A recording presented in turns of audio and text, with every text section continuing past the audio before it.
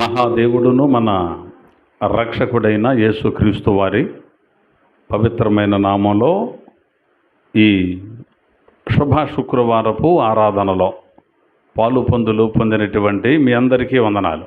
అందరికీ వందనాలండి. అందరికీ వందనాలు. ప్రియులారా, ఈ రోజున బైబిల్ గ్రంథంలో నుంచి మనం ఒక ప్రాముఖ్యమైనటువంటి సంగతిని మనం నేర్చుకోబోతున్నాం. దేవునికి స్తోత్రం చెల్లిద్దామా? హల్లెలూయా. మనం నేర్చుకోబోయేటువంటి అంశం జీవాధిపతికి మరణమా అనే ఆశ్చర్యంతో కూడినటువంటి ఒక ప్రశ్నను మనం పాంప్లెట్ రూపంలో పంపించాం. దేవునికి మహిమ కలుగునగాక. కాబట్టి ఈ ఇత్యాది విషయాలు త్వరగా కొద్ది నిమిషాలలో మీకు ఈ సంగతులు తెలియజేసి నేను ముగించేస్తాను. చెబుతున్న మాటలు ప్రతి వారు కూడా బాధ్యత కలిగి శ్రద్ధ కలిగి వినడానికి ప్రయత్నం చేద్దాం. దేవునికి మహిమ కలుగునగాక.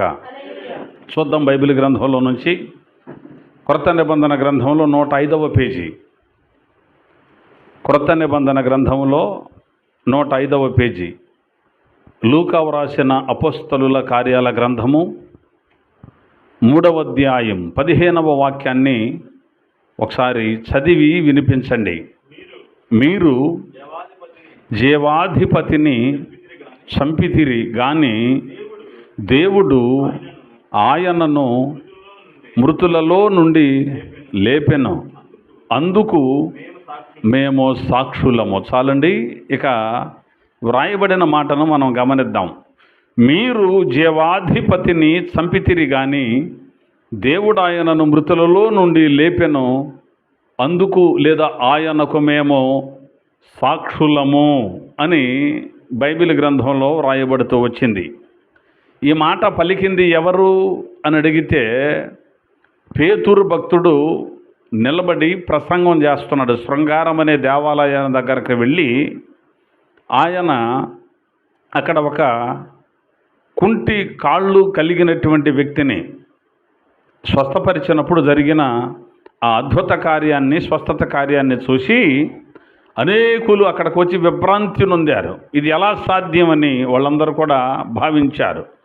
అప్పుడు పేతురు భక్తుడు ఇదేదో మా శక్తి వల్ల జరిగిందని, మా భక్తి వల్ల జరిగిందని మీరేం అనుకోనక్కర్లేదు, యేసుక్రీస్తు నామాన్ని బట్టి జరిగినటువంటి స్వస్థత కార్యం ఇది అని అక్కడ వారికి తెలియజేస్తూ దేవుడు తన సేవకుడిని పంపించాడు, తన కుమారుణ్ణి పంపించాడు.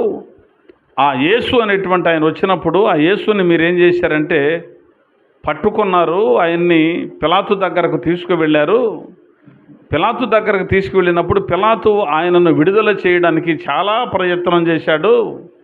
ఆ ప్రయత్నంలో మీరు పట్టుబట్టి ఆయనను సిలువ వేసి చంపాలి అన్నారు. అప్పుడు పిలాతు మరణానికి ఆయనకు అప్పగించాడు. మీరు ఆయనను సిలువ వేసి చంపారు అని పేతురు భక్తుడు చేస్తున్న ప్రసంగం అది. అప్పటికే వాళ్ళు పరిశుద్ధాత్మతో నింపబడ్డారు. మేడగదిలో వాళ్ళందరూ కూడా పరిశుద్ధాత్మ చేత నింపబడి తరువాత సువార్తను ప్రకటిస్తూ అనేక ప్రాంతాలు తిరుగుతున్నటువంటి తొలి దినాలు అవి. అయితే ఇక్కడ పేతురు భక్తుడు ఒక విచిత్రమైనటువంటి సంగతి, ఆశ్చర్యకరమైనటువంటి సంగతి, యేసుక్రీస్తు ప్రభుల వారు దేవుడు కాదు అనేటువంటి వారికి ఒక గుణపాఠం లాంటి ఒక పదం వాడాడు. ఏమిటి ఆయన వాడిన పదం అంటే, మీరు జీవాధిపతిని చంపితిరి అన్నాడు. యేసుక్రీస్తు ప్రభువుని పేతురు భక్తుడు ఏమని పిలిచాడు? జీవాధిపతి. తోలు తీసేస్తాం, మళ్ళీ ఒళ్ళ దగ్గర పెట్టుకొని వాక్యం అనాలి.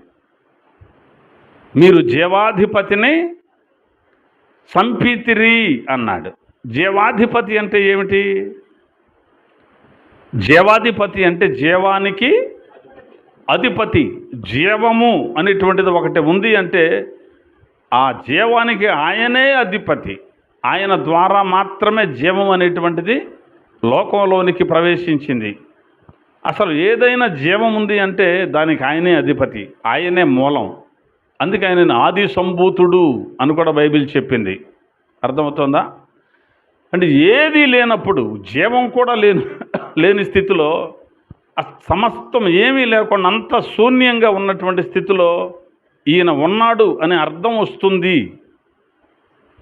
ఈయన ఉన్నవాడు అనే అర్థం వస్తుంది జీవాధిపతి అంటే.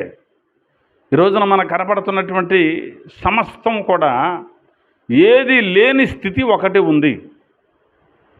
అప్పటికే ఆయన ఉన్నాడు. అయితే కొంతమంది నాస్తికులు అడుగుతున్నటువంటి ప్రశ్న ఏమిటంటే, ఇప్పుడు మనం ఎవరం అని అడిగితే మన తండ్రిని చూపిస్తాం. మరి ఆయన ఎక్కడి నుంచి వచ్చాడంటే ఆయన తండ్రిని చూపిస్తాడు. మరి ఆయన ఎక్కడి నుంచి వచ్చాడంటే అలా వెళుతూ వెళుతూ ఆదామును చూపిస్తారు. మరి ఆదాము ఎక్కడి నుంచి వచ్చాడు అంటే ఆదాము దేవునికి కుమారుడు కాబట్టి దేవుడు తయారు చేశాడు అంటారు. ఈ కనబడుతున్న సమస్త సృష్టి ఎక్కడిది అంటే దేవుడి నుంచి కలిగింది అని చెప్తారు. మరి దేవుడు ఎక్కడి నుంచి వచ్చాడు అడిగితే అలా అడగకూడదు అంటున్నారు, అలా అడగకూడదు అని అక్కడతో ఆపేస్తున్నారు. కాబట్టి దేవుడు లేడు, ఏమీ లేడు అని నాస్తికులు మాట్లాడుతున్నారు, హేతువాదులు ఇలాంటి విషయాలు మాట్లాడుతూ ఉన్నారు. కానీ దేవుడు ఎలాంటి వాడు అంటే బైబిల్ ఇస్తున్న సాక్ష్యం ఏమిటంటే ఆయన ఉన్నవాడు అని సాక్ష్యం ఇస్తుంది. ఉన్నవాడు అంటే ఆయన లేని ఘట్టమంటూ ఏది కూడా లేదు. ఎప్పటి నుంచి ఉన్నాడు అనడానికి ఆస్కారం లేదు. నేను ఉన్నవాడను అని పలికాడు ఆయన. ఆది నేనే, అంతము నేనే అన్నాడు. అర్థమవుతుందా? ఆల్ఫా ఒమేగా నేనే అన్నాడు యేసుప్రభు. అంటే గ్రీకు అక్షరాలలో ఆల్ఫా అనేటువంటిది మొదటి అక్షరం, ఒమేగా అనేటువంటిది చివరి అక్షరం. ఇంగ్లీష్లో చెప్పాలంటే ఏ టు జెడ్ ఎవరో యేసుప్రభు. ఏ టు జెడ్ ఆయనే, మొదలు ఆయనే, చివర ఆయనే, సమస్తము ఆయనలోనే ఉంది అని ఈ పేతురు భక్తుడు చెప్పగానే చెబుతున్న సందర్భం అది. మీరు జీవాధిపతిని చంపితిరి అన్నాడు. యేసు ప్రభు జీవాధిపతి అన్నాడు. అదేమిటండి 2026 ఏళ్ల క్రితమే కదా ఆయన భూమి మీదకి వచ్చాడు. ఆయన జీవానికి అధిపతి ఎలా అవుతాడు? ఈ భూమి మీద ఉన్నటువంటి జీవమేనా? కాదు. ఇంకా ఈ లోకాలలో, ఈ ప్రపంచాలలో ఎక్కడైనా జీవం ఉంది అంటే దానికి అధిపతి ఆయనే. కోట్ల ప్రపంచాలు మనకున్నాయి. మనకు కనబడుతున్న రాత్రిపూట ఎన్ని నక్షత్రాలైతే మనకు కనబడుతున్నావో అవన్నీ కూడా ప్రపంచాలే. వాటిల్లో కూడా జీవం ఉందా? వాటిల్లో కూడా దేవుడు జీవాన్ని ఉంచాడు. వాటిల్లో కూడా జీవం ఉంచాడు. అక్కడ దేవదూతలు నివాసం ఉంటున్నారు వాళ్ళల్లో కూడా. ఇప్పుడు మనకి ఈ భూమి మీద నివాసయోగ్యమైనది కదా భూమి. దీనికి నవగ్రహాలని దీని చుట్టూరు ఉన్నాయి. ఈ భూమికి ఒక సూర్యుడు కదా, అలాంటి కొన్ని కోట్ల సూర్యులు ఉన్నారు. అలాగే నివాసయోగ్యమైన గ్రహం ఒకటి ఉంటుంది, దానికి చుట్టూ మనకు ఎలా ఉన్నాయో అలాగే బోలెడన్ని గ్రహాలు మనం చూస్తే ఈ విశ్వంలో మనకు కనబడతాయి. కాబట్టి ఈ సమస్తంలో ఉన్నటువంటి జీవానికి కూడా అధిపతి ఎవరట? యేసుక్రీస్తు ప్రభు. యెరూషలేములో అనేకుల చేత నెట్టబడి, అనేకుల చేత గెంటివేయబడి, అనేకుల చేత ఆ గవిని వెలుపలకు త్రోసివేయబడి, సిలువ వేయబడి, భయంకరంగా చనిపోయి సమాధి చేయబడినటువంటి ఈ యేసు ఎవరు అంటే పేతురు భక్తుడు చెబుతున్న సాక్ష్యం ఈయన జీవాధిపతి అని చెబుతున్నాడు. ఈయన జీవాధిపతి అనడానికి చాలా రుజువులు బైబిల్ గ్రంథంలో ఉన్నాయి. కొంచెం చూపించి నేను ఒక్కొక్కటిగా చెప్పి నేను ముందుకు వెళ్తాను, జాగ్రత్తగా విందాం. అంటే దేవుని గురించినటువంటి అవగాహన ఒక జ్ఞానం ఉన్న వ్యక్తికి మాత్రమే అర్థమవుద్ది తప్ప జ్ఞానం లేని వారికి దేవుని గురించినటువంటి అవగాహన ఉండదు. సింపుల్గా మీకు అర్థమయ్యేటువంటి విషయాలు కొన్ని చెబుతాను. యోహాను సువార్త 8వ అధ్యాయం 58వ వచనంలో రాయబడిన ఒక మాటను మనం గమనిద్దాం. యోహాను సువార్త 8వ అధ్యాయం 58వ వచనం. యేసు అబ్రహాము పుట్టక మునిపే నేను ఉన్నాను అని మీతో నిశ్చయముగా చెప్పుచున్నాను. చాలు. యేసుక్రీస్తు ప్రభుల వారికిన్నో ఆనాటి యూదులకు మధ్య వివాదం వచ్చింది. ఏ వివాదం అంటే యేసును నమ్మిన వాళ్ళే కొంతమంది యూదులు ఉన్నారు. యేసు తనను నమ్మిన యూదులతో చెబుతున్న మాటలు అన్నమాట. 31వ వచనంలో ఉంటుంది ఆ వివరణ. వాళ్ళకి వీళ్ళకి మధ్య యేసుకును వాళ్ళకి మధ్య వివాదం జరుగుతోంది. యేసు ప్రభుల వారు అన్నారు 31వ వచనంలో, మీరు నా వాక్యమందు నిలిచిన వారైతే మీరు నాకు నిజముగా శిష్యులై ఉండి సత్యాన్ని గ్రహిస్తారు, సత్యము మిమ్మను స్వతంత్రులునుగా చేస్తుంది అన్నాడు యేసు ప్రభుల వారు. అదేమిటండి, మమ్మల్ని నీవు స్వతంత్రులుగా చేయటం ఏంటి, సత్యం స్వతంత్రులుగా చేయటం ఏంటి, కుమారుడు అయిన నీవు వచ్చి స్వతంత్రులు చేయటం ఏంటి, మేము ఎవరం కూడా ఎప్పటికీ ఎప్పుడు కూడా దాసులుగా మేము లేం. మా తండ్రి ఎవరో నీకు తెలుసా, మా తండ్రి ఎవరో నీకు అర్థం కాలేదనుకుంటా బహుశా, అందుకే మమ్మల్ని తక్కువగా అంచనా వేస్తున్నావు. మా తండ్రి అబ్రహాం అన్నారు. ఓకే, నాకు తెలుసు ఆ సంగతి, మీ తండ్రి అబ్రహాం అన్న సంగతి నాకు తెలుసు. మీరు గనక అబ్రహాం పిల్లలైతే మీ తండ్రి చేసినటువంటి క్రియలే మీరు చేసేవాళ్ళు. ఇప్పుడు మీరు చేస్తున్నటువంటి పనులు అబ్రహాం చేయలేదు అని అబ్రహాంతో మాట్లాడుతూ, అబ్రహాంను గురించి మాట్లాడుతూ, మీరు మీ తండ్రి యగు అపవాది సంబంధులు, మీ నాన్న ఎవరో కాదు సాతానుగాడు అని యేసు ప్రభువు చెప్పాడు. వాళ్ళ కోపం వస్తుందా రాదా? అంటే నువ్వేం దేవుని పిల్లడు ఉన్నావు, మేమేం దెయ్యం పిల్లలం అంటారా కొంతమంది ఈ రోజున కూడా? అవును, మీరు దయ్యపు పిల్లలే అన్నాడు యేసు ప్రభు. వాళ్ళ కోపం వచ్చింది. అబ్రహాముని అంత ఎత్తు లేపేసరికి ఈయన అన్నాడు, అబ్రహాము పుట్టక మునిపే నేనున్నాను, అబ్రహాము నా దినమును చూతునని ఆనందించాడు, చూసి సంతోషపడ్డాడని చెప్పాడు యేసుప్రభు. ఏంటి, అబ్రహాము నిన్ను చూద్దాం అనుకున్నాడా? చూడాలనుకొని చూసి సంతోషపడి ఆనందపడ్డా? నీకు నిండా 50 సంవత్సరాలు కూడా లేవు. ఎన్ని సంవత్సరాలు? నీకు 50 ఏళ్ళు కూడా లేవే. అబ్రహామును నువ్వు చూసావా? అబ్రహాంకి నీకు సంబంధం ఉందా అని మాట్లాడారు వాళ్ళు. రాళ్ళు పట్టుకొని యేసుని కొట్టి చంపడానికి ప్రయత్నించారు, కానీ యేసు ప్రభు దాగి ఆ దేవాలయంలో నుంచి వెళ్ళిపోయాడని కూడా బైబిల్లో ఉంది. అంటే అబ్రహాము యేసు ప్రభువుల వారిని కలుసుకున్నాడట, చూశాడట. ఆ సందర్భాన్ని ఈయన చెబుతున్నాడు. మొన్న మధ్య ఒక ప్రసంగంలో చెప్పాను ఈ సందర్భాన్ని. అబ్రహాము యేసు ప్రభుల వారు ఎక్కడ కలుసుకున్నారో, ఆ కలుసుకొని వాళ్ళు ఏం మాట్లాడుకున్నారో, ఆయన ఈయనకి ఏమి ఇచ్చాడో, ఈయన ఆయనకి ఏమి ఇచ్చాడో, అతడు ఎంత గనుడో చూడుడి అనేటువంటి విషయంలో మనం కొన్ని సంగతులు తెలుసుకున్నాం. అంటే మొత్తం మీద అబ్రహాము పుట్టక మునిపే నేను ఉన్నాను అన్నాడు యేసయ్య. అబ్రహాముకి యేసు ప్రభుకి వయసులో ఎంత తేడా ఉంటుంది? ఈయన మరే తల్లికి పుట్టినప్పుడుకున్నో అబ్రహాంకి వయసులో ఎంత తేడా ఉంటుంది? దాదాపు 1900 సంవత్సరాల పైనే. అంటే యేసుక్రీస్తు ప్రభుల వారు దాదాపు ఇంకా 2000 సంవత్సరాలకు భూమి మీదకు వస్తాడనగా అప్పటికే అబ్రహాం పుట్టేశాడు. అబ్రహాం పుట్టిన 1900 సంవత్సరాల తర్వాత యేసు ప్రభు భూమి మీద పుట్టాడు. అయినా ఈయన అంటున్నాడు, అబ్రహాము పుట్టక మునిపే నేను ఉన్నాను అని చెప్పాడు.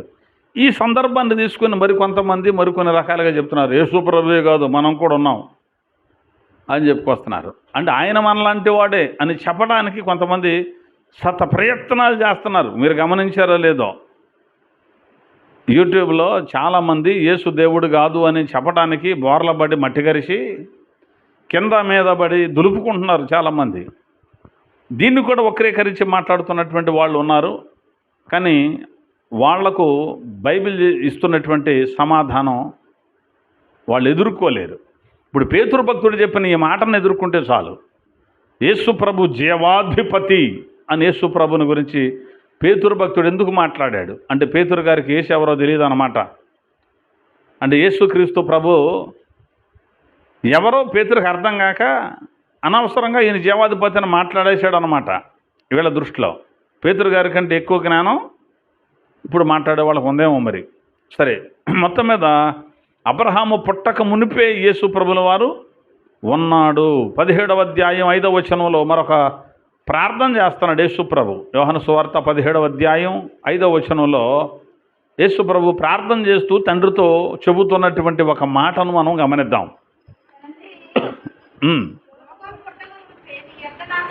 తండ్రి, లోకము పుట్టక మునుపు నీ యొద్ద నాకు ఏ మహిమ ఉండినో ఆ మహిమతో నన్ను ఇప్పుడు నీ యొద్ద మహిమ పరచుము. చాలమ్మ. ప్రార్థన చేస్తూ తండ్రితో అంటున్నాడు యేసుప్రభుల వారు, తండ్రి, లోకము పుట్టక మునుపు నీ యొద్ద నాకు ఏ మహిమైతే ఉందో, లోకం పుట్టక మునుపు దేవుని యొద్ద, తండ్రి యొద్ద యేసుప్రభుల వారికి ఏముందట? మహిమ ఉంది. ఎప్పుడు? లోకం పుట్టాక, పుట్టక మునిపే. లోకము పుట్టక మునుపు నీ యొద్ద నాకు ఏ మహిమ ఉందో ఆ మహిమతో ఇప్పుడు నీ యొద్ద నన్ను మహిమపరచు, నన్ను నువ్వు మహిమపరచు అంటున్నాడు యేసుప్రభుల వారు. ఎవరితో? తండ్రి అని ప్రారంభించాడా వచనం? తండ్రితో అంటున్నాడు యేసుప్రభు, నన్ను నీ యొద్ద మహిమపరచు. దేవుణ్ణి మనం మహిమపరచాలా? మన మనుషులం కనుక దేవుణ్ణి మనం మహిమపరచాలా? దేవుడు నన్ను మహిమపరచు అని మనం అంటామా? నా ద్వారా నీకు మహిమ తెచ్చుకోమంటాం.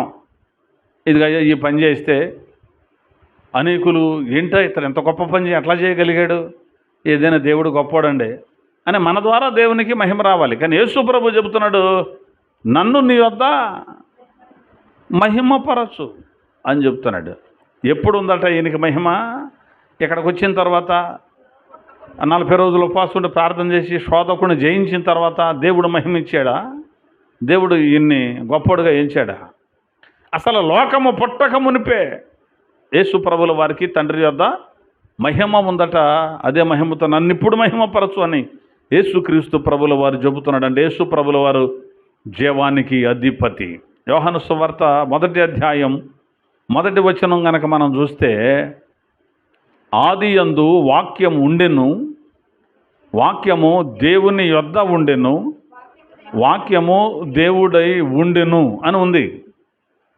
ఆదియందు వాక్యము కలుగజేయబడెను అని ఉందా? ఉండెను అని ఉంది. వాక్యము దేవుడై ఉండెను అన్న దానిని, ఇప్పుడు వీళ్ళున్నారు చూడు, కావలకోట బ్యాచ్ తెలుసా మీకు? యెహోవా సాక్షులు. వాళ్ళు ఒక దేవుడై ఉండెను అని ఒక చిన్న దేవుడిగా చిత్రీకరించారు. వాళ్ళు మరొక బైబిల్, న్యూ ఓల్డ్ ట్రాన్స్లేషన్ అని ఒక బైబిల్ రాసుకున్నారు. మళ్ళీ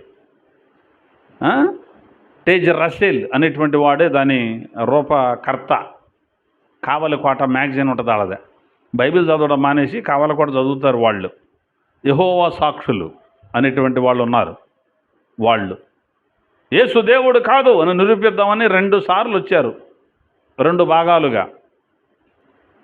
ఇక్కడ మనకు దగ్గరలో నూజివీడు ప్రాంతంలో ఒకసారి కొంతమంది సేవకులు వాళ్ళు వచ్చారు, మేము వెళ్ళాం డిబేట్లో. తర్వాత ఏలూరులో కూడా వెళ్ళాం డిబేట్లో. కానీ నిలవలేకపోయారు. ఏమిటయ్యా అంటే, మాకు ఇలాగే అన్నారండి, తర్వాత మేము మీరు అడిగిన ప్రశ్నలకు ఆన్సర్ తెలుసుకొని వస్తామన్నారు. ఇవాళకి రారు కూడా. కాబట్టి ఆదియందు ఏముందట? వాక్యము ఉండెను, వాక్యము దేవుని యొద్ద ఉండెను. అంటే ఇక్కడ దేవుడు ఉన్నాడు, దేవుని యొద్ద వాక్యం కూడా ఉంది. ఈ వాక్యము దేవుడై ఉండెను అంటే దేవుడు వాక్యమైన దేవుడు. 2 వ్యక్తులు కనపడుతున్నారా ఇక్కడ మీకు? ఒకడే కనపడుతున్నాడా? ఆదియందు వాక్యం ఉండెను. ఎక్కడ? వాక్యము దేవుని యొద్ద ఉండెను, వాక్యము దేవుడై ఉండెను. అంటే దేవుడు ఉన్నాడు, పక్కనే వాక్యమై ఉన్న దేవుడు కూడా ఉన్నాడు. ఆ వాక్యమై ఉన్న దేవుడు 14వ వచనంలో ఆ వాక్యము, ఏ వాక్యం? ఆ వాక్యం అంటే దేవుని దగ్గర ఉన్నాడే వాక్యమై ఉన్న దేవుడు. ఆ వాక్యము శరీరధారి అయి కృపా సత్య సంపూర్ణుడిగా మన మధ్య నివసించాడు. అంటే ఆ వాక్యం ఏం తొడుక్కున్నాడట? మనం ఒక సొక్కా తొడుక్కున్నట్టు వాక్యం శరీరాన్ని తొడుక్కున్నాడు. అందుకనే యేసుప్రభుల వారి లోకానికి ప్రవేశించినప్పుడు చెబుతున్న మాట ఏమిటంటే, నీవు బలియు అర్పణయు కోరలేదు కానీ నాకు ఒక శరీరమును అమర్చితివి. హెబ్రీ పత్రిక 10వ అధ్యాయంలో ఆ విషయాలు యేసుప్రభుల వారు చెప్తున్నాడు అనమాట. నువ్వు బలి అర్పణ కోరలేదు, మరేం కోరావు? నాకు ఒక శరీరాన్ని ఇచ్చావు. నాకు అంటే వాక్యానికి దేవుడు శరీరాన్ని తొడిగాడు. వాక్యమై ఉన్న దేవుడు శరీరాన్ని తొడుక్కొని ఈ భూమి మీదకు వచ్చాడు. ఈ వాక్యమై ఉన్న దేవుడు, వాక్యము అంటే వాక్యం అనేటువంటి పేరు ఆయనకు ఉంది. ప్రకటన గ్రంథం చూద్దాం ఒకసారి. 19వ అధ్యాయం 13వ వచనంలో యేసు ప్రభుల వారికి ఉన్న పేరు అక్కడ ఉంది. ప్రకటన గ్రంథము రక్తములో ముంచబడిన వస్త్రము ఆయన తొడుక్కున్నాడు, మరియు దేవుని వాక్యము అను నామము ఆయనకు పెట్టబడి ఉన్నది. ఆయన పేరు ఏమిటట? దేవుని వాక్యము. దేవుని వాక్యం ఎవరిప్పుడు? యేసుక్రీస్తు ప్రభుల వారు. వాక్యమందు మనం నిలవాలి అంటే ఇప్పుడు ఎవరి యందు నిలవాలి? యేసునందు నిలవాలి. యేసు యందు నిలవాలి అంటే ఎవరి యందు నిలవమని? వాక్యమందు నిలవమని. అంతేనా? వాక్యము యేసుక్రీస్తు ప్రభుల వారు. అందుకని మన సహోదరులు అంటారు ఓం శబ్దం బ్రహ్మ అంటారు. వాక్య స్వరూపి, నాద స్వరూపి. నాదం అంటే శబ్దమే, నాదం అంటే వాక్య స్వరూపి, నాద స్వరూపి అని మన వాళ్ళు చాలామంది పిలుస్తారు. సైన్స్ ఏం చెబుతోంది? ఈ సృష్టి ఇలా రావడానికి ఒక పేలుడు జరిగిందన్నారా? మహా విస్ఫోటనం జరిగింది. పెద్ద పేలు డామ్ అని ఒక శబ్దం వచ్చి, ఆ శబ్దం డామ్ అని ఏదైతే ఒక వస్తువును పగిలిపోయిందో దాని శకలాలన్నీ కూడా ఇలా ఎక్కడికక్కడికే ఇలా విశ్వాంతరాళలోనికి చెదరిపోయి ఇలా తయారైపోయి దానిలో నుంచి జీవం కూడా అదంతరికదే అట్లా కొన్ని కోట్ల సంవత్సరాల తర్వాత ఏర్పడి జీవులుగా ఇలా పరిణితి చెందిందని చెబుతుంది. పెద్ద పేలుడు జరిగింది, అప్పుడే సృష్టి వచ్చింది అంటున్నారు. యేసు ప్రభుల వారు వాక్యం, శబ్దం కలుగునగాక అన్నాడు యేసు ప్రభు.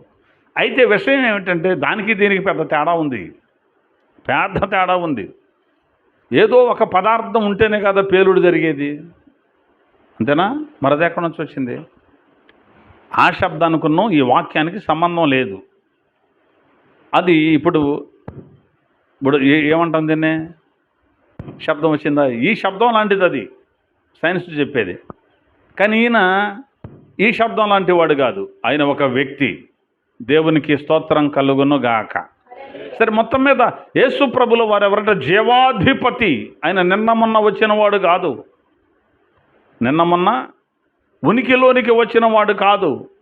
సర్వము ఆయనే, సమస్తము ఆయనలోనే ఉంది. యోహాను సువార్త 1వ అధ్యాయం చదివాం కదా, 1వ వచనం 2-3 వచనాలు కూడా చూడండి.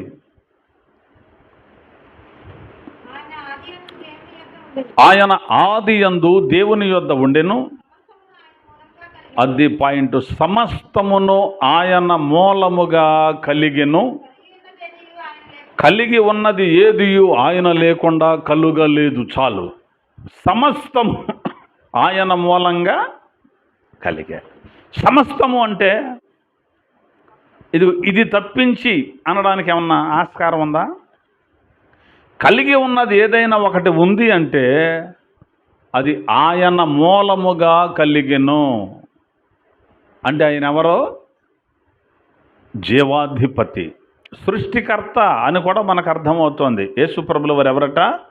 సృష్టికర్త. సృష్టికర్త అయిన దేవుడు. కొలస్సీ పత్రిక చూద్దాం. 1వ అధ్యాయం 15వ వచనం నుండి చూస్తే కొన్ని విషయాలు మనకు కనబడతాయి. కొలస్సీ పత్రిక 1వ అధ్యాయం 15వ వచనం నుంచి, అది నేను చదవనా? ఆయన అదృశ్య దేవుని స్వరూపి అయి సర్వ సృష్టికి ఆది సంభూతుడై ఉన్నాడు. ఎలయనగా ఆకాశమందున్నవియు భూమి యందున్నవియు దృశ్యమైనవి కానీ అదృశ్యమైనవి కానీ అవి సింహాసనములైనను ప్రభుత్వములైనను ప్రధానులైనను అధికారములైనను సర్వమును ఆయన యందు సృజింపబడెను. సర్వమును ఆయన ద్వారాను ఆయనను బట్టి సృజింపబడెను. చాలు, ఆయన అన్నిటికంటే ముందుగా ఉన్నాడు అని చెబుతున్నాడు అక్కడ. ఈయనట యేసుక్రీస్తు ప్రభుల వారట అదృశ్య దేవుని స్వరూపి అయి సర్వ సృష్టికి ఆది సంభూతుడై ఉన్నాడు. అదృశ్య దేవుని స్వరూపి. అదృశ్యం అంటే దృశ్యము అంటే కనబడేది దృశ్యం, అదృశ్యము అంటే కనబడని. అదృశ్య దేవుడు అంటే అర్థం ఏమిటి? కనబడనటువంటి దేవుడు అని అర్థం. కనబడనటువంటి దేవుని కనబడే రూపమే యేసుక్రీస్తు ప్రభుల వారు. దేవునికి స్తోత్రం కలుగునుగాక. ఆ అదృశ్య దేవుని స్వరూపియత ఎవరు? యేసుక్రీస్తు ప్రభుల వారు. ఈయన సర్వ సృష్టికి ఆది సంభూతుడై ఉన్నాడు. ఆది అనగానే మొట్టమొదట అనే అర్థం కాదు ఇది. ఆది అనగానే ప్రారంభం అనేది కాదు ఇది. ఆది అంటే ఇది వేరు. ఇప్పుడు ఉదాహరణకు చదవదు ఒక మాట చెప్తా. ఆదికాండ 1వ అధ్యాయం 1వ వచనంలో ఏముంటుందంటే, ఆది యందు దేవుడు భూమి ఆకాశములను సృజించెను అని ఉంటుంది. ఆది యందు దేవుడు భూమి ఆకాశాలను సృజించాడంటే ప్రారంభంలో భూమిని ఆకాశాలు వీటన్ని సృష్టించాడని అర్థం వస్తుంది కదా. కానీ యోబు గ్రంథంలో 38వ అధ్యాయం 7వ వచనంలో ఏముంటుందంటే, ఆయన భూమికి పునాది వేసేటప్పుడట, దేనికి? భూమికి పునాది వేసేటప్పుడు దేవదూతలందరూ వచ్చారట. ఉదయ నక్షత్రం ఏకంగా కూడి పాడినప్పుడు ఆయన ఏం చేశాడు? భూమికి పునాది వేశాడు. దేవదూతలందరూ దేవుని కుమారులు, వీళ్ళందరూ ఉదయ నక్షత్రాలందరూ వచ్చి ఏకంగా కూడి పాటలు పాడారంట. పాటలు పాడినప్పుడు దేవుడు భూమికి ఏం వేశాడు? పునాది వేశాడు. ఆది యందు దేవుడు భూమి ఆకాశాలను సృజించను అన్న మాట ప్రారంభంలో భూమిని ఆకాశాలు లేదా ఆకాశాలను భూమిని చేశాడు అంటే అంతగా మునుపు ఇప్పుడు దేవదూతలు ఉన్నట్టు ఇక్కడ కనపడుతుంది యోబు గ్రంథంలో. ఇప్పుడు భూమికి పునాది వేసేటప్పుడు ఆ దేవదూతలందరిని పిలిచాడంటే వాళ్ళందరూ ఉన్నారని అర్థం, లేరనా? ఇప్పుడు మనం మూలరాయి వేసుకునేటప్పుడు మన చుట్టుపక్కల వాళ్ళని పిలుస్తాంగా. పిలిచి ఏం చేస్తాం? వాళ్ళందరం కూడా అక్కడ ఉండి ఒక పాట పాడి ఒక వాక్యం చదువుకొని ఆ నూనె కాస్త ఆ గోతులో వేయించి పిల్లరు నిలబెట్టి వచ్చిన వాళ్ళకే ఓ లడ్డువో బూందియో కాఫీయో టీనో ఇచ్చి ఏదో డ్రింక్ ఇచ్చి పంపిస్తాం సంతోషంగా. అలాగే పునాది వేసే సమయానికే చుట్టుపక్కల వాళ్ళు ఉన్నారు, అందుకే వాళ్ళని పిలిచాం. అలాగే భూమికి పునాది వేసే సమయానికి దేవదూతలను దేవుడు పిలిచాడు. ఈ దేవదూతలంతా ఆయా లోకాల్లో ఉన్నారు. అప్పటికే వాళ్ళ మొత్తాన్ని పిలిచి రండి భూమికి పునాది వేస్తున్నానంటే వాళ్ళంతా వచ్చారట. జయధ్వనులు చేశారట.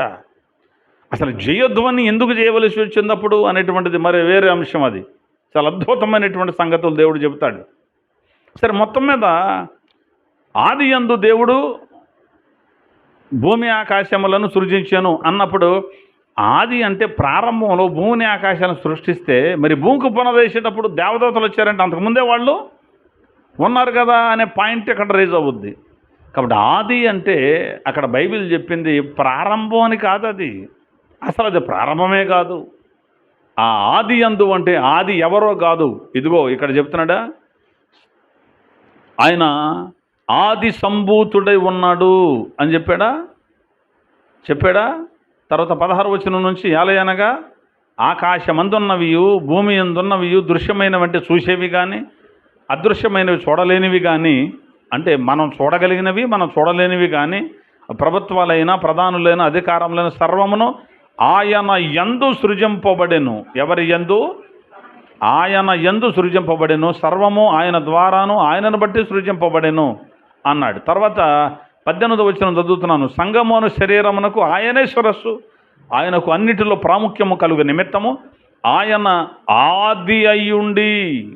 దేవునికి మహిమ కలుగునగాక. ఆయన ఏమై ఉన్నాడు? ఆయన ఆది అయి ఉన్నాడు. ఆది యందు దేవుడు భూమి ఆకాశములను సృజించాను అంటే యేసు ప్రభువునందు అని అర్థం. అంటే యేసు అనే పేరు లేదు అప్పటికి. ఈ వాక్యమైన దేవుని యందు ఈయన ఒక స్థలం. ఇప్పుడు ఒక స్థలం తీసుకొని అక్కడ మనం పునాది వేసినట్టుగా ఈ భూమి ఆకాశాలు కనబడుతున్న విశ్వం మొత్తం కూడా ఆయనలోనే ఉంది. అర్థమవుతుందా? విశ్వంలో ఈ విశ్వం అంతా ఉంది అంటే మొత్తం ఎవరిలో ఉంది? ఆయన యందు, ఆయనలో. ఆయన పేరు ఆది. అదన్నమాట. ఆదంటే అది అంతే తప్ప ఆదంటే ప్రారంభం అని కాదు. యేసు ప్రభుల వారి గురించి బైబిల్ చెబుతున్న మాట. ఏది సృష్టించబడిందో, ఏది నిర్మించబడిందో, ఏది ఏర్పరచబడిందో సమస్తానికి, సమస్త జీవానికి ఈయన జీవాధిపతి. దేవునికి మహిమ కలుగునుగాక. కాబట్టి యేసు అనగానే ఏదో సిలువలో కొట్టి చంపేశారండి, 3 మేకుల్లో పీక్కుని రాలేకపోయాడండి అని హేళన చేస్తున్నటువంటి వెధవలు ఉన్నారే, పాపం వాళ్ళకి తెలియదు. వాళ్ళకేం తెలీదు, ఈయన గురించి తెలియదు.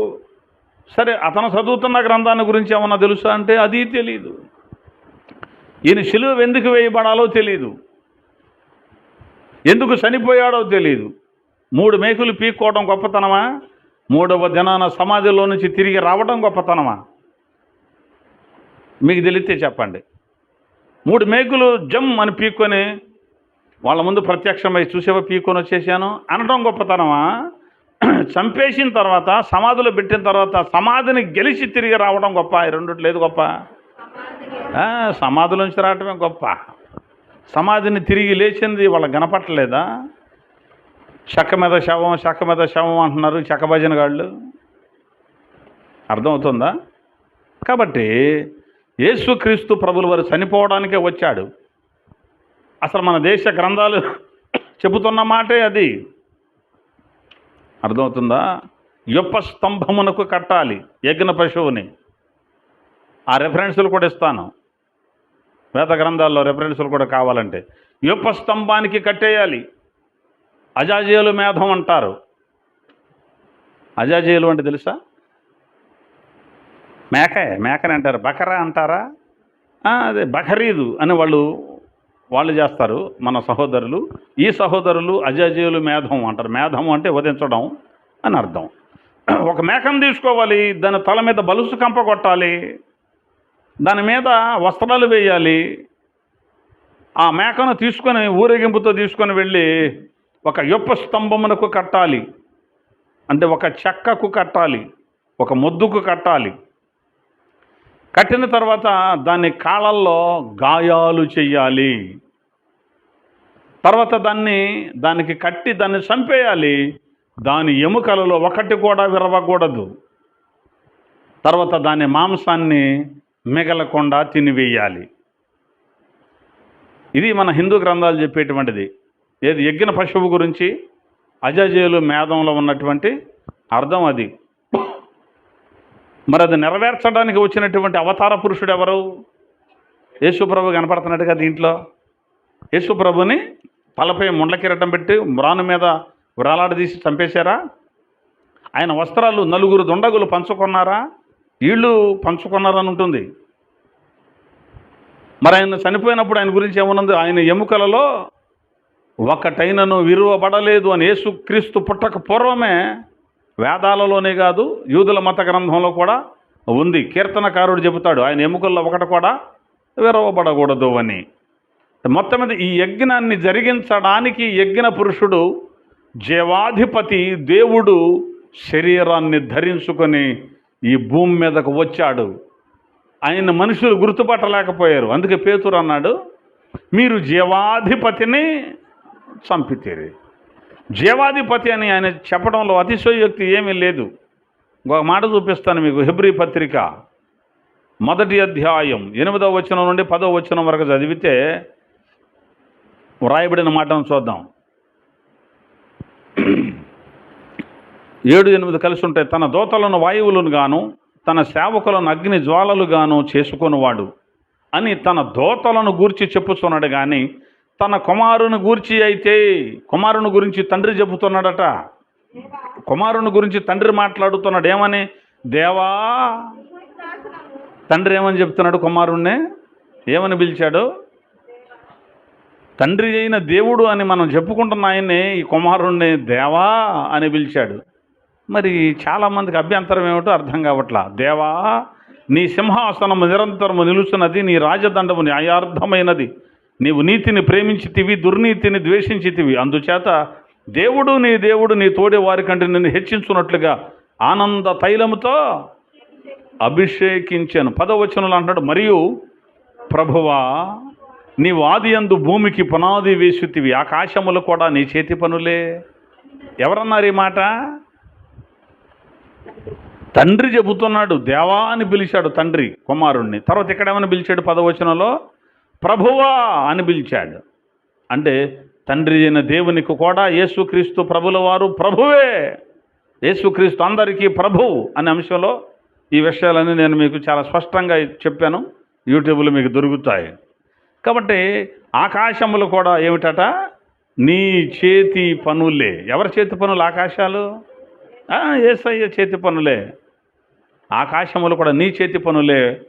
అవి నశించును కానీ నీవు నిలిచి ఉందువు. అవి ఏమైపోతాయి? నశించిపోతాయి, చచ్చిపోతాయి అంట. అవి కూడా మనిషి చచ్చిపోతాడా? చనిపోయిన తర్వాత మళ్ళీ పునరుద్ధానంలో బ్రతుకుతాడా? అలాగే ఈ భూమి, ఆకాశం, సృష్టి, ఇవన్నీ ఉన్నాయి, సమస్తం కూడా చచ్చిపోతాయి ఒక రోజుకి. పేతురు గారు ప్రవచించాడే, పేతురు తన పత్రికలో చెప్పాడే, పంచభూతములు మహామికుటమైన వేండ్రముతో లయమవుతాయి. వేండ్రము అంటే వేగం, వేగం అని అర్థం. భూమి ఇప్పుడు తిరుగుతోంది తెలుసుగా. ఆ తిరుగుతున్నది ఇంకాస్త వేగంగా తిరిగితే ఏమవుద్ది? భూమి నోట్లో నీళ్లు పోసుకుని అన్నాం అనుకో, నీటి చుక్కలుగా పడతాయా? తుంపర్లు అయిపోద్ది కదా. ఈ సృష్టి మొత్తం అలా తుంపర్లు అయిపోద్ది, అంటే చచ్చిపోద్ది. ఇప్పుడు ఫ్యాన్ తిరుగుతోంది, వేగం పెరిగిపోయి అంతులేని వేగం ఉందనుకో, ఊడి తినబడద్ది. అది వేగానికి కూడా ఒక పరిధి, ఒక లెక్క ఉండాలి. అట్లాగే ఈ తిరుగుతున్నటువంటి ఈ గ్రహాలన్నీ కూడా వేగం అవుతాయి. ఎలా అవుతాయి అనుకుంటారు? వీటన్నిటిని కలిపి ఒక బట్టతో ఇట్ట చుట్టి దేవుడు ఏం చేస్తాడంటే అట్ట ఇసిరి ఇట్ట లాగుతాడు. బంగారాన్ని చూసారా కుర్రాళ్ళు? దానికి దారం చుట్టి ఇసిరి లాగితే ఏమవుతుంది? గిర్రని తిరుగుద్దా? అలాగే ఈ విశ్వం మొత్తాన్ని ఒక రోజున ఒక వస్త్రాన్ని తీసుకొని దాంట్లో ఇటు చుట్టి అలా ఇసిరి ఒక్క లాగుతాడు దేవుడు. వేగం ఎక్కువైపోద్ది, తుంపర్లు అయిపోద్ది, చచ్చిపోద్ది భూమి, ఆకాశం. అంటే అది చనిపోవడానికి దేవుడు సృష్టించాడా? కాదు. ఎప్పుడు ఉండాలని చేశాడు భూమిని, ఆకాశాలని. మరి చచ్చిపోతాను ఎందుకని? మరి పోయినీగా అంటే దేవుడు కావాలని కోరుకున్న భూమి, ఆకాశాలు, సృష్టి అయిపోయిందిగా. చచ్చిపోయిందంటే అయిపోయిందని కాదు. మరలా తిరిగి నూతన ఆకాశం, నూతన భూమి, మరల పునరుద్ధానంలో రాబోతుంది. దేవునికి మహిమ కలుగునగాక. మనిషి ఎప్పుడు ఉండాలని దేవుడు కోరుకొని చేసుకున్నాడు. ఏమని? ఎప్పుడు ఉండాలి మనిషి అని కోరుకున్నాడు. మరి మరణం వచ్చేసింది. అందుకే పునరుద్ధానాన్ని దేవుడు మళ్ళీ పెట్టాడు. చాలామంది అంటున్నారు, మొన్నే ఒక ఆయన మాట్లాడుతున్నాడు వాక్యం, ఆయన పేరు వెనకాల ఇంతవారు డిగ్రీ కనపడింది, చాలా సంతోషించాను. ఏదో మంచి విషయం చెబుతున్నాడు కదా. పాపరహితునిలో నుండి పాప సహితుడు పుట్టగలిగిన ఎంత మేలు అని ఎత్తుకున్నాడు. భలే ఉందనుకున్నాను. ఏం మాట్లాడుతున్నాడో తలకాయ లేదు, ఒక తోక లేదు, అర్థం పర్థం లేకుండా మాట్లాడే చేసేసాడు. అరే ఇంత చదువుకొని దీన్ని ఎలా వివరించాడేంటని అక్కడ రాశాను నేను. సహోదరుడా, మీ వాక్యాన్ని సరి చేసుకోండి, లేకపోతే ఫలానా వచనాలు మిమ్మల్ని ఖండిస్తున్నాయి. అర్థమవుతుందా? కాబట్టి శరీరం ఉండదట, ఆత్మ మాత్రం పరలోకం వెళ్ళదంట, లేకపోతే ఆత్మ మాత్రం నరకానికి పోద్దంట. శరీరం కేవలం నిష్ప్రయోజనం, పనికిరాదు అంటున్నాడు. మరి పునరుద్ధానం ఎందుకు? శరీరం దేవుడైనా చేసింది, మరి అది పనికి రాకుండా పోయిందంటే దేవుడు చేసిన పని సాతాను కూడా ఒక దెబ్బ కొట్టి పాడు చేసి పారేసినట్టుగా. దాన్ని కూడా తిరిగి తెచ్చుకోగలిగిన వాడే దేవుడు. అందుకే పునరుద్ధానం అన్నారు. శరీర పునరుద్ధానం అనేది ఒకటి ఉంది, అది మనం నమ్మాలి. శరీర పునరుద్ధానమును నిత్య జీవమును నమ్ముచున్నాను అని మనకు ఒక ఇది ఉంటుంది. నైశ్రేక కమ్యూనిస్టుల్లో ఏర్పాటు చేసింది అది. కొన్ని సంఘాలు చదువుతారు దాన్ని మొత్తాన్ని, విశ్వాస సూత్రము అని పెట్టి చదువుతారు. మరి ఉంది, శరీర పునరుద్ధానం ఉంది. శరీరం పోద్దండి, ఇక రాదండి అంటే ఎట కుదిరితే? పునరుద్ధానం చెందేది ఏమిటి? శరీరమే. మళ్ళీ బ్రతుకుతాం. అలాగే ఈ భూమి, ఆకాశాలు కూడా మళ్ళీ బ్రతుకుతాయి. కాబట్టి యేసుక్రీస్తు ప్రభుల వారు ఆయన్ని తండ్రి అయిన దేవుడని పిలిచాడు, దేవా అని పిలిచాడు, తర్వాత ప్రభువా అని కూడా పిలిచాడు. ఇదే హెబ్రీ పత్రిక మొదట్లోనే ఒక మాట ఉంటుంది, చూద్దాం. 3వ వచనాన్ని కనుక మనం గమనిస్తే, లేదా 2వ వచనం నుంచి, ఈ దినములు అంతమంది కుమారుని ద్వారా మనతో మాట్లాడాను, ఆయన ఆ కుమారుని యందు ఆ కుమారుని ద్వారా ఆ కుమారుని సమస్తమునకును వారసునిగా నియమించెను. ఆయన ద్వారా, ఆయనంటే యేసు ప్రభుల వారు, ఆయన ద్వారా ప్రపంచములను నిర్మించెను. ప్రపంచమా అంటే ఏకవచనమా బహువచనమా? అది బహువచనం. ఆయన ద్వారా ప్రపంచములను నిర్మించెను.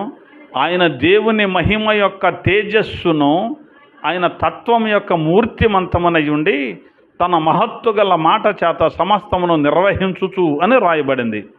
ఆయనట దేవుని మహిమ యొక్క తేజస్సు అన్నాడు. తేజస్సు అంటే ప్రతిబింబము అని అర్థం. నిలువుటి అర్థం ఒకటి ఉంది, ఇళ్లలో ఉంటున్నాయి. ఇప్పుడు ఆడవాళ్ళు చక్కగా ఏది ఉన్నా లేకపోతే అది కొనుక్కొచ్చుకుంటారుగా, దానికి ఎదురుగా నిలబడో కూర్చోనో సిద్ధపాటు అవుతారా? ఆ అద్దం ముందుకెళ్ళి నువ్వు కూర్చున్నావు, అద్దంలో ఎవరు కనపడతారు నీకు? అద్దంలో నువ్వే కనపడతావా లేకపోతే ఇంకెవరన్నా వచ్చి కనపడతారా? అలాగే యేసుక్రీస్తు ప్రభుల వారు అద్దం ముందుకెళ్ళి నిలబడ్డప్పుడు అక్కడ దేవుడు కనపడుతున్నాడట అద్దంలో. అంటే ఈయన ఎవరై ఉండాలి? ఇప్పుడు నువ్వు వెళ్ళి అద్దం ముందు నిలబడితే నువ్వే కనపడ్డావు. యేసు ప్రభు వెళ్ళి అద్దం ముందు నిలబడితే దేవుడు అద్దంలో కనపడుతున్నాడు అన్నాం. అంటే ఇప్పుడు అద్దం ముందు నిలబడిన ఆయన ఎవరు? ఇప్పుడు దేవుడే. అర్థమైందా? మరేంటి ఇంత చిన్న ప్రశ్న కూడా టాక్ అని చెప్పాలి పిల్లలు కూడా అర్థమయ్యేటువంటిది ఇది. ఆయన దేవుని తేజస్సును, ఆయన తత్వం యొక్క మూర్తిమంతమనే ఉన్నాడు. తత్వం అంటే ఉనికి, అంటే ఒక స్పృహ, నేను కూడా, లేకపోతే ఒక నీతో ఉన్నాను అనేటువంటి ఒక స్పృహ అన్నమాట. జీవించి ఉన్నాను, బ్రతికి ఉండుట, జీవించి ఉండుట అని అర్థం. ఉనికి అంటే అదనమాట. ఆ తత్వం అంటే ఉనికి. తర్వాత మూర్తిమంతమునై ఉండి అన్నాడు. మూర్తి అంటే మీ ఫ్రెండ్ ఉన్నాడు అడగాదు. మూర్తి అంటే సంపూర్ణత. ఒక రకంగా చెప్పాలంటే మూర్తిమంతం అంటే సంపూర్ణత, అంటే సంపూర్ణం. ఏ పూర్ణం అది? సంపూర్ణము అని అర్థం, పరిపూర్ణము అని అర్థం. దేంట్లో దేవుని యొక్క పరిపూర్ణత ఈయనే. సర్వ పరిపూర్ణత యేసుక్రీస్తుగా నివసించుతున్నది అని కూడా బైబిల్ చెబుతుంది. దేవుని యొక్క సర్వ పరిపూర్ణత యేసుక్రీస్తుగా నివసిస్తుంది అని కూడా లేఖనాలు చెబుతున్నాయి. అంటే యేసుక్రీస్తు ప్రభుల వారు ఎవరు అంటే జీవాధిపతి. పేతురు భక్తుడు చెప్పాడు, ఈయన ఎవరట? జీవాధిపతి. మీరు జీవాధిపతిని చంపితిరి. 4 విషయాలు ఉన్నాయి ఈ ప్రసంగంలో. ఇప్పుడు ఒకటే మాట్లాడుకుంటున్నాం, చాలా అది వాళ్ళకి మనకి. 1 జీవాధిపతి, 2 చంపితిరి, 3 దేవుడు ఆయనను మృతులలో నుంచి లేపాడు, 4 ఆయనకు మేము సాక్షులము. అదే మనం చదివిన వచనం అదేనా? మీరు జీవాధిపతిని చంపితిరి కానీ దేవుడు ఆయనను మృతులలో నుండి లేపాను, ఆయనకు మేము సాక్షులం. 1 జీవాధిపతి, 2 చంపబడ్డాడు, 3 దేవుడు ఆయన్ని లేపాడు, 4 ఆయనకి మేము సాక్షులం. జీవాధిపతికి మరణం ఏంటండి? జీవాధిపతికి కూడా మరణం ఉంటుందా? అసలు జీవానికి అధిపతి ఆయన అయితే ఆయన ఎలా చంపుతారు? అదే కదా మన ప్రసంగం. కాబట్టి ఈ 2వ పాయింట్ కూడా కొంచెం టచ్ చేయవలసినటువంటి అవసరం ఉంది ఈ ప్రసంగంలో. తర్వాత మిగిలిన విషయాలు అయితే వదిలేద్దాం. కానీ ఆయన్ని చంపితిరి అన్నాడు అంటే దేవుణ్ణి చంపారు అని అర్థం. జీవాధిపతిని చంపారంటే దేవుణ్ణి చంపగలుగుతారా? దేవుడు ఎలాంటి వాడు చూద్దాం. త్వరగా చెప్పి ఒక 5 నిమిషాల్లో నేను ముగించేయడానికి నేను ప్రయత్నం చేసేస్తాను. యోహాను సువార్త 4వ అధ్యాయం 24వ వచనం. ఎందుకంటే ఈ పాయింట్ చెప్పకపోతే ఈ ప్రసంగానికి ఒక అర్థం ఉండదు కాబట్టి చెబుతున్నాను. దేవుడు ఆత్మ గనుక ఆయనను ఆరాధించువారు ఆత్మతోనూ సత్యముతోనూ ఆరాధింపవలెను. చాలు. యేసుక్రీస్తు ప్రభుల వారు చెబుతున్న 4వ అధ్యాయం 24వ వచనం యోహాను సువార్తలో దేవుడు ఆత్మ అని చెప్పాడు. దేవుడు ఎవరట? ఆత్మ. ఆత్మ అంటే శరీరం లేదు అని అర్థం. శరీరం లేదు అంటే రక్తం కూడా లేదు అని అర్థం. రక్తమాంసాలు లేవు అంటే మరణము లేదు అని అర్థం. ఆత్మకు మరణము ఉండదు. ఇది మనం గుర్తుపెట్టుకోవలసినటువంటి అవసరం ఉంది. మత్తయి సువార్త 10వ అధ్యాయం 28వ వచనం. మత్తయి సువార్త 10వ అధ్యాయం 28వ వచనం. మరియు ఆత్మను చంపనేరక దేహమును చంపువానికి భయపడకూడదు. చాలు. యేసు ప్రభుల వారు మత్తయి సువార్త 10:28లో చెబుతున్న మాట, మరియు ఆత్మను చంపనేరక దేహమును చంపు వారికి భయపడకండి అన్నాడు. ఆత్మను ఏం చేయలేడట? ఎవరైనా ఏం చేయలేరంట? ఆత్మను చంపలేరు. మరి దేవుడు ఎవరు? దేవుడు ఆత్మ. దేవుడు ఆత్మ అయినప్పుడు, ఆత్మను ఎవరో చంపలేనప్పుడు, జీవాధిపతి అయిన యేసుక్రీస్తు ప్రభు ఆత్మరూపే. మరి ఆయన ఎలా చంపుతారు? చంపడానికి ఆస్కారం లేదు కదా. చంపబడాలి అంటే ఏం కావాలి? శరీరం కావాలి, రక్తం కూడా కావాలి. అప్పుడు మాత్రమే చంపడానికి కుదురుతుంది. కాబట్టి ఆ దేవుడు మనుషుల పాపాల కొరకు ప్రాయశ్చిత్తం చేయాలి అంటే రక్తం చిందించాలి. కాబట్టి దేవునికి రక్తము లేదు, మాంసము లేదు. ఈ విషయం నమ్ముతారా? దేవునికి ఏముండవు? రక్త మాంసాలు లేవు. ఆయన ఆత్మ స్వరూపి. ఆత్మకేముండవు? శరీరం ఉండదు, రక్తం ఉండదు. మరి అలాంటి వాడు ఎలా చంపబడ్డాడు? చంపబడాలి అంటే ఏమై ఉండాలి? శరీరాన్ని దొడుక్కొని ఆయన ఉండవలసిన అవసరత ఉంది. తిమోతికి రాసిన మొదటి పత్రిక 3వ అధ్యాయం 16వ వచనాన్ని ఒకసారి గమనిద్దాం. 3వ అధ్యాయం 16వ వచనం. నిరాక్షేపముగా దైవ భక్తిని గూర్చిన మర్మము గొప్పదై ఉన్నది. ఆయన సశరీరుడుగా ప్రత్యక్షుడైన. చాలు.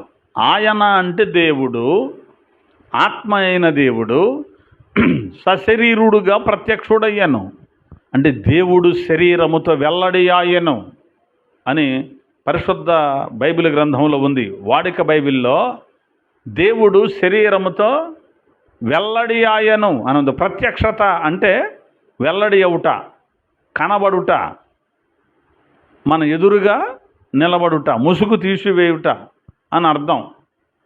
ఆటంకం, అభ్యంతరాలు తొలగిపోవుట. ప్రత్యక్షత అంటే అదే. మనకు ఎదురుగా మనకు కనబడేటట్టుగా ఉండటమే. ప్రతి ప్లస్ అక్షము, ప్రతి అక్షము, అంతేనా? ప్రత్యర్థి అంటారా? ప్రత్యర్థి అంటే మనకు ఎదురుగా ఉన్నవాడు అని అర్థం. మనకు ఎదురు ఉన్నటువంటి వ్యక్తి. తర్వాత ప్రత్యక్షం. గవాక్షం అంటారు, తెలుసా?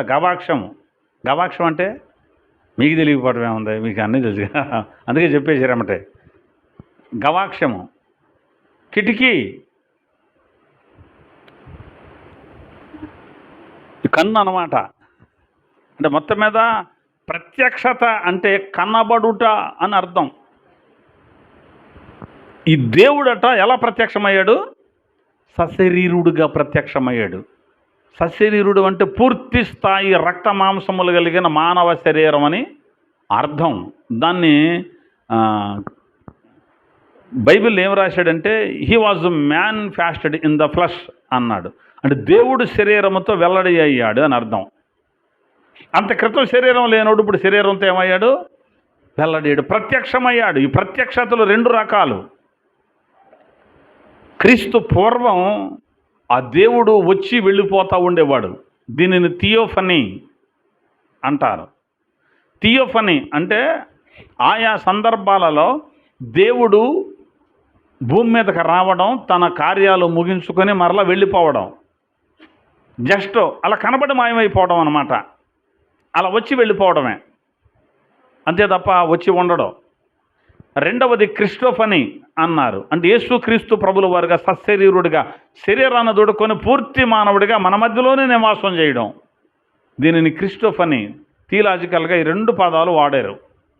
కాబట్టి యేసు అనేటువంటి ఆయనగా భూమి మీదకి వచ్చేసాడు. అంతకు పూర్వమైన ఆత్మరూపి అయిన దేవుడే, జీవాధిపతి.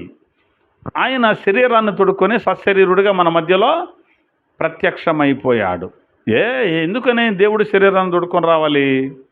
అంత అవసరం ఏమొచ్చింది ఆయనకు? హెబ్రీ పత్రిక 2వ అధ్యాయం 14వ వచనంలో ఈ మాటలు ఉంటాయి. 2వ అధ్యాయం 14వ వచనంలో హెబ్రీ పత్రిక, కాబట్టి ఆ పిల్లలు రక్త మాంసములు గలవారైనందున ఆ ప్రకారమే మరణము యొక్క బలము గలవానిని, అనగా అపవాదిని మరణము ద్వారా నశింపజేయుటకును, జీవితకాలమంతయు మరణ భయము చేత దాస్యమునకు లోబడిన వారిని విడిపించుటకును ఆయన కూడా రక్త మాంసములలో పాలివాడాయను.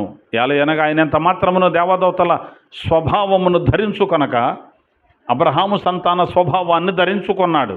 వివరణ ఇచ్చేసేసాడు ఇక్కడ పౌలు భక్తుడు. ఆయన ఎందుకు వచ్చాడంటే, కాబట్టి ఆ పిల్లలు రక్త మాంసములు గలవారైనందున. ఆ పిల్లలు అంటే ఎవరో? మనమందరం. ఎలాంటి వారు మనం? ఆత్మరూపులమా? శరీర రూపులం. రక్త మాంసములు కలిగిన వారం గనక ఆ ప్రకారమే మరణం యొక్క బలము గలవాని, అనగా అపవాదిని మరణము ద్వారా నశింపజేయడానికి, జీవితకాలమంతా మరణ భయమునకు దాస్యానికి లోబడిన వారిని విడిపించడానికి ఆయన కూడా రక్త మాంసాల్లో పాలివాడు అయ్యాడు. అంతే తప్ప దేవదూతల్లాగా రాలా. ఆయన ఎంత మాత్రమును దేవదూతల స్వభావం. దేవదూతలు అంటే వాళ్ళు ఆత్మలే. వారిలాగా రాలేదు దేవుడు. ఆయన దేవుడు కదండి, ఎంత కొట్టినా దెబ్బ తగలలేదండి అనుకోవడానికి వీల్లేదు. ఆయన ఎంత మాత్రము దేవదూతల స్వభావాన్ని ధరించుకోకుండా అబ్రహాము సంతాన స్వభావాన్ని ధరించుకున్నాడు. అబ్రహాము సంతాన స్వభావం అంటే మనమందరం ఎలా ఉన్నాం, అబ్రహాం అలాగే ఉన్నాడు. అబ్రహాం గారికి దెబ్బ తగులుద్దా? కొడితే ఆయనకి తగులుద్ది. అలాంటి స్వభావం ధరించుకొని ఈయన దిగొచ్చాడు. ఎందుకంటే రక్త మాంసాలు ఈయనకి కావాలి కాబట్టి. అందుకే హెబ్రీ పత్రిక 10:5 అంటాడు ఏమని? బలియు అర్పణయు నీవు కోరలేదు కానీ నాకు ఒక శరీరాన్ని అమర్చితివి అన్నాడు. అందుకే లేవియకాండం 17:11 రక్తము దేహమునకు ప్రాణము అని వ్రాయబడింది. మీ నిమిత్తము ప్రాయశ్చిత్తం చేయుటకే బలిపీఠం మీద పోయుటకు నేను దానిని మీకు ఇచ్చితిని అన్నాడు దేవుడు. రక్తమే దేహానికి ప్రాణం. ఆ రక్తం ఏం చేస్తుందంటే ప్రాయశ్చిత్తం చేస్తుంది అని రాయబడింది. అందుకే దేవుడు ఈ భూమి మీదకి దిగొచ్చి ప్రాణం పెట్టవలసినటువంటి అవసరత వచ్చింది, మరణించవలసిన అవసరత వచ్చింది. అసలు మరణం ఎవరికి వస్తుంది? మరణం ఎందుకు వస్తుంది? ఎందుకు వచ్చింది మరణం? పాపం వల్ల. పాపం వల్లనే వచ్చింది మరణం. లేకపోతే మరణం ఉండేదా ఆదాంకి? మనకేమైనా ఉండేదా మరణం? ఉండేది కాదు. మరి ఎందుకు వచ్చింది? ఆదాం ఏం చేశాడు? ఆదాం హవ్వలో పాపం చేశారు. ఆదాం హవ్వలో పాపం చేయబట్టి ఆ పాపం వల్ల వచ్చే మరణం మనందరికి సంప్రాప్తమయ్యను అన్నాడు రోమపత్రికలో. ఆయన చేస్తే మనకెందుకు వచ్చింది? మనమంతా ఆయన రక్తంలోంచి వచ్చిన వాళ్ళమే కాబట్టి. ఓకేనా? ఆయన రక్తమాంసాల్లోంచి వచ్చిన వాళ్ళం కాబట్టి మరణము మనందరికీ వచ్చింది. పాపం ద్వారా మరణం అందరికీ, లోకంలో ఉన్న ప్రతి ఒక్కరికి ప్రవేశించింది. మరి యేసు ప్రభులు వారు ఎందుకు దిగి రావాలి? మనలో ఎవరిదో ఒక రక్తం సరిపోతుంది కంటే మన పాప రక్తం కాబట్టి బలికి పనికిరాదు, యజ్ఞానికి పనికిరాదు. మరి ఇప్పుడు పవిత్ర రక్తం కావాలి అంటే ఆదాములో నుంచి వచ్చిన రక్తం కాకుండా మరొక రక్తం ప్రత్యేకమైనది ఉండాలి. అంటే ఆదాము రక్త మాంసాలతో సంబంధం లేనిది కావాలి. అంతేనా? అందుకే యేసుక్రీస్తు ప్రభుల వారు ఆదాము రక్తంతో సంబంధం లేకుండా కన్య మరియకు పుట్టవలసి వచ్చింది. యేసు రక్తం పవిత్రమైన రక్తం, అది పనికొస్తుంది బలికి. మరి యేసు పాపం చేయలేదు. యేసు పాపం చేయకపోతే మరి ఆయనకు మరణం వస్తుందా? పాపానికేగా వచ్చేది మరణం. మరి యేసు ఏమన్నా పాపం చేశాడా? పాపం చేయలేదు. మరి మరణం ఎందుకు ఆయనకి? ఎందుకు అంటే మన పాపాలు తన మీద మోపబడినందుకు. మన పాపాల మొత్తం తీసి ఒక మూట కట్టి ఆ మూట అంతా యేసు ప్రభు నెత్తి మీద పెట్టాడు దేవుడు. అర్థమైందా? యేసు పాపి కాదు, పాపిగా చెయ్యబడ్డాడు. మన పాపాలు తన మీద వేసుకొని అప్పుడు మనం బరువంతా తీసి ఆయన నెత్తి మీద పెడితే మనం ఫ్రీ అయిపోయాం. యేసు ప్రభుల వారి మీద భారం పడిపోయింది. యేసు అంటే దేవుడు పాపిని పట్టుకోడు చేత్తో, పాపిని చేత్తో పట్టుకోడు. పాపిని వదిలిపెట్టేశాడు దేవుడు, ఆదామును వదిలేసినట్టుగా. అలాగే సిలువలో యేసుక్రీస్తు ప్రభుల వారిని ఏం చేశాడంటే, యేసయ్య ఏం చేశాడంటే, యేసయ్య అటు దేవునికి ఇటు మనుషులకి మధ్యవర్తిగా, వారధిగా ఉండి ఈ పాపాలు మొత్తం తన మీద వేసుకొని ఆయనే భరించి మనల్ని పవిత్రులను చేసి ఆ తండ్రి చేతిని ఈ మనిషి చేతుల్లో పెట్టి సమాప్తమైంది అన్నాడు యేసుప్రభు. యేసుప్రభుని దేవుడు వదిలేసేసాడు. ఎందుకు వదిలేశాడు? అంత క్రితం మనల్ని ఎందుకు వదిలేడు? మన దగ్గర ఏముంది? మంచి నీతిమంతులం కదా, అందుకు వదిలిపెట్టాడా? మరేముంది మన దగ్గర? పాపం ఉంది కాబట్టి మనల్ని వదిలాడు. ఇప్పుడు అదే పాపం యేసై మీద మోపబడింది. అప్పటి వరకు యేసైని పట్టుకున్న దేవుడు ఇప్పుడు యేసై మీద మోపబడ్డసరికి ఇప్పుడు యేసైని పట్టుకోవాలా? యేసైని వదిలిపెట్టేసి మనల్ని పట్టుకున్నాడు. దేవునికి మహిమ కలుగునగాక. అందుకే నా దేవా నా దేవా నా చేయి ఎలా విడనాడితివి. యేసు ప్రభుని దేవుడు వదిలిపెట్టడానికి కారణం ఏంటంటే యేసు మీద పాప భారం మోపబడింది కనుక వదిలేశాడు. లోకాన్ని అనగా మనలను దేవుడు మరలా పట్టుకున్నాడు. ఎవరిని బట్టి అంటే యేసుక్రీస్తుని బట్టి, యేసు ప్రభువుని బట్టి పట్టుకున్నాడు. ఇప్పుడు ప్రభువా నేను పాపిని, నన్ను క్షమించమంటే క్రీస్తులోనికి నువ్వు వస్తే నువ్వు మరణించినట్టే, పాపముల విషయమే నువ్వు చచ్చిపోయినట్టే, క్రొత్తగా జన్మిస్తే ఒక నూతన సృష్టిగా మనం మార్చబడినట్టే. కాబట్టి అందుకోసం దేవుడి శరీరాన్ని దొడుకొని జీవాధిపతి మానవుడై చనిపోవలసినటువంటి అవసరత ఏర్పడింది. చచ్చిపోయిన వాడు అలాగే ఉన్నాడంటే లేదు, దేవుడు ఆయనను మృతులలో నుంచి లేపాడు, ఆయనకి మేము సాక్షులం అని అపోస్తలులు సాక్ష్యం చెప్పారు.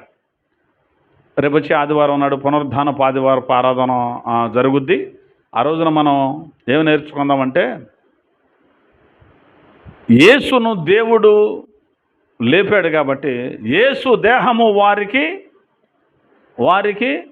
కనబడలేదు. యేసయ్య శరీర పునరుద్ధానాన్ని గురించి చెప్పుకుందాం. ఆ రోజున దేహాన్ని గురించి చెప్పుకుందాం. దేహంతో పని లేదనేటువంటి వాళ్లకు అదొక చెప్పు దెబ్బ. యేసు దేహము వారికి కనబడలేదు. ఆయన ఆత్మతో పునరుద్ధానం చెంది అటు వెళ్ళిపోయాడు అంటున్నారు, శరీరంతో కాదంటున్నారు చాలామంది. కానీ యేసయ్య దేహాన్ని గురించినటువంటి ప్రాముఖ్యమైనటువంటి సంగతులు, భవిష్యత్తులో మన దేహాన్ని గురించినటువంటి సంగతులు రేపు ఆదివారం మనం నేర్చుకుందాం. ఈ మాటలు దేవుడు మనందరి వినికిడిలో స్థిరపరిచి బలపరచునగాక. ఆమెన్. తీసేనా?